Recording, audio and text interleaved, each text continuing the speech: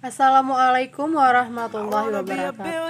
Kami dari kelompok 4 akan menjelaskan tentang periklanan pada e-commerce. Saya Fani Prianggi sebagai moderator dan teman saya Fitri Susanti Nasution sebagai pemateri pertama, Nadia Sari sebagai pemateri kedua, dan Umi Kalsum Hasibuan sebagai pemateri ketiga.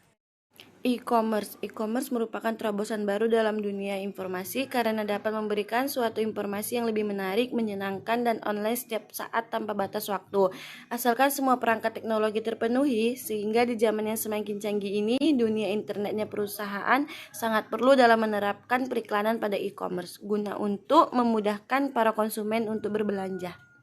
Selain itu, banyak alasan mengapa perusahaan memasang iklan di internet. Alasan pertama, karena para penonton televisi mulai berpindah ke internet.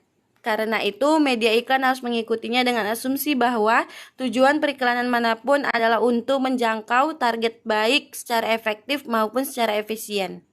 Karakteristik e-commerce ada 5, yaitu 1. Bentuk berbayar, yang mengharuskan pengiklan untuk membayar dalam membuat pesan iklan dan kreatif. Kedua, yaitu terukur. Iklan digital sangat terukur dalam hal berapa banyak orang yang melihatnya dan berapa banyak orang yang berinteraksi dengannya. Ketiga, yaitu berorientasi pada tujuan untuk mempromosikan, menjual, dan meningkatkan keterpaparan dan lain-lain. Keempat, yaitu didukung data. Iklan digital didukung oleh data tentang apa mereka, kepada siapa mereka menjadi target, dan bagaimana audiens berinteraksi dengan mereka. Kelima, yaitu pribadi atau non-pribadi. Iklan di media digital dapat sangat dipersonalisasi berdasarkan aktivitas pengguna melalui internet atau non-pribadi dengan motif untuk meningkatkan kesadaran merek. Strategi memilih media periklanan pada e-commerce ada 4, yaitu yang pertama pengunjung, yang kedua jangkauan, yang ketiga impresi, dan yang keempat pengaruh. Tujuan beriklanan media atau aplikasi. Tujuannya sendiri yaitu untuk mendapatkan konsumen dari iklan tersebut. Iklan menggunakan web atau iklan menggunakan video. Di sini jika kita lihat beriklan menggunakan iklan web atau iklan menggunakan mesin pencari, jenis iklan ini menggunakan hasil mesin pencari untuk mempromosikan penawarannya. Pengiklan menargetkan kata kunci yang dicari orang di mesin pencari dan mendorong halaman web mereka di bagian atas hasil dengan membayar mesin pencari seperti Google dan lain-lain. Kemudian, jika menggunakan iklan video adalah iklan digital yang digunakan untuk mempromosikan penawaran menggunakan video atau gambar bergerak yang diputar sebelum, selama, atau setelah konten streaming, atau sebagian besar digunakan pada platform streaming video seperti YouTube, Facebook Watch, dan lain-lain.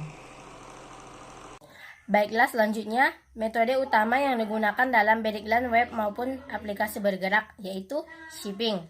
Anda memproduksi barang sendiri atau kulakan dari bisnis lainnya, lalu menjualnya melalui website marketplace. Untuk menyerahkan pesanan konsumen, Anda tinggal mengemas dan memberikan kepada jasa pengiriman yang ditentukan. Namun, Anda harus memiliki gudang atau tempat untuk menyimpan dagangan. Selanjutnya, white labeling. Anda tidak meminta sebuah produsen untuk memproduksi barang yang Anda desain, melainkan Anda bekerja sama dengan perusahaan yang menawarkan white labeling untuk suatu atau lebih produknya. Kemudian, Anda mendesain sendiri kemasan dan brandnya sebelum distribusikan. Selanjutnya, dropshipping. Anda tetap memasarkan dan menjual produk secara mandiri, namun barang yang Anda dagangkan diproduksi dan disimpan oleh pihak lain. Tidak hanya itu, produsen barang juga bertanggung jawab untuk mengemas dan mengirimkan setiap pesanan yang masuk. Selanjutnya, wholesale. Wholesale adalah metode berjualan secara grosir. Dengan kata lain, dagangan hanya ditawarkan dalam jumlah besar, tapi dengan harga satuan yang lebih rendah. Selanjutnya, D2C atau direct to consumer. Dalam arti lain, D2C adalah metode di mana perusahaan memproduksi dan mendistribusikan dagangannya sendiri di ranah ekonomi. Metode ini dilakukan dengan website toko online. Selanjutnya, private labeling. Memulai sebuah bisnis bukan berarti Anda harus bisa memproduksi barang sendiri. Bisa jadi Anda sudah memiliki contoh produk, tapi tidak memiliki dana untuk membuatnya dalam jumlah besar. Nah, Anda dapat membuat kontrak dengan perusahaan manufaktur untuk memproduksinya. Meski demikian, produk ini tetap dijual dan didistribusikan oleh bisnis Anda. Inilah yang disebut private labeling. Selanjutnya akan diteruskan oleh kawan saya. Baiklah, saya akan melanjutkan materi selanjutnya. Ada macam-macam strategi periklanan. Yang pertama, content marketing, selanjutnya visual marketing, mobile marketing, continue marketing, dan social media marketing. Ada beberapa tipe-tipe promosi. Yang pertama, price deal. Price deal adalah reduksi harga secara temporari, misalnya dengan memberikan diskon pada awal tahun. Yang kedua, kupon. Kupon adalah pemberian potongan harga kepada konsumen untuk pembelian selanjutnya. Yang ketiga, refund atau rebate, tawaran cashback dengan syarat tertentu atau bisa menggunakan kupon atau garansi. Selanjutnya, sampling, memberikan kesempatan kepada calon konsumen untuk mencoba produk yang ditawarkan. Selanjutnya, konten atau sweep tag, menarik calon konsumen dengan gimmick seperti sebuah kuis atau kontes dengan hadiah yang ditawarkan. Yang terakhir, specialities atau menghadiahkan nama brand pada suatu produk, baik itu produk yang dijual ataupun produk yang digunakan sebagai hadiah.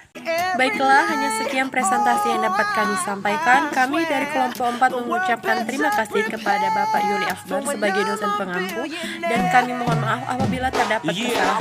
Wabillahi taufiq wal hidayah. Wassalamualaikum warahmatullahi wabarakatuh.